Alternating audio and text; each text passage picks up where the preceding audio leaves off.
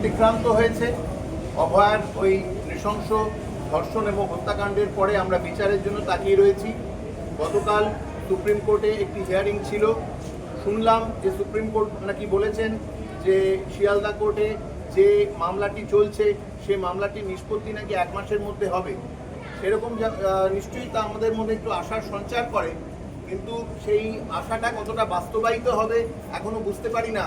যখন দেখি যে নভেম্বর মাস থেকে অনুমতি চেয়েছে রাজ্য সরকারের কাছ থেকে, কারণ তারা রাজ্য সরকারের কর্মচারী যাদের যাদের বিরুদ্ধে এই চার্জশিটটি দেওয়া হবে, কিন্তু রাজ্য সরকার এখনও পর্যন্ত সেই অনুমতি দেয়নি। এটা সত্যিই খুবই দুঃখজনক ঘটনা।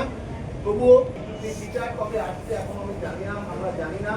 এই বিচারের যে দাবিতে সোচ্চার হয়েছে বিশাল যে সমর্থন আমরা পেয়েছি তা সত্যি অভূতপূর্ব। আজকে আমাদের মধ্যে মিত্র নিউরোসার্জন, আমার পরিবারের অনেকেই আরজি করে পড়েছেন। আমি অনেক ছোট থেকে স্কুলে যখন পড়তাম তখন থেকে আরজি করে যেতাম, আরজি করে প্রোগ্রাম দেখতাম।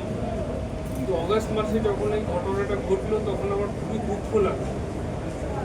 আর প্রত্যেক দিন বাড়ি ফেরত এসে আমি একটাই প্রশ্ন নিজেকে করেছি যে এর পেছনে কি আমি কিংবা নর্মাল পাবলিক কতটা দায়ী।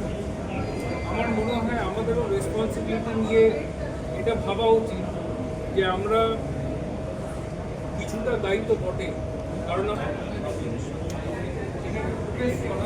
বন্ধ করা বেশি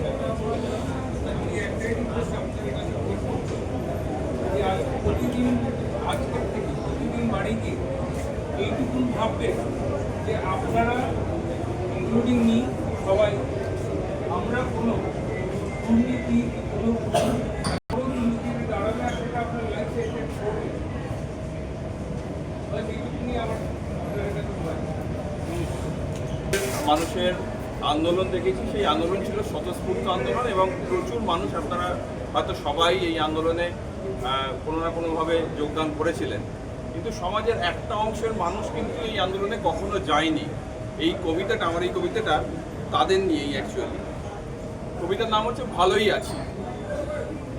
আমরা তো বেশ ভালোই আছি, মাছ ভাত খেয়ে, কি হবে আর ওসব ভেবে, ও তো পাশের বাড়ির মেয়ে। চিল শকুন মাথার ওপর কখন আসে ধেয়ে, কি হবে আর ওসব ভেবে, ও তো পাশের বাড়ির মেয়ে। প্রতিবাদে কি বা পাবো, ভাতা গেলাম পেয়ে, কি হবে আর ওসব ভেবে, ও তো পাশের বাড়ির মেয়ে। রাত দখলে নামলো সবাই দিন বদলের গান গেয়ে, কি হবে আর ওসব করে, ও তো পাশের বাড়ির মেয়ে। কিন্তু একদিন এরকম হলো, মেয়ে কেন ফিরছে না ঘর, দুয়ারে আছি চেয়ে, কি হবে আর এখন ভেবে, ও তো আমার বাড়ির মেয়ে। ধন্যবাদ।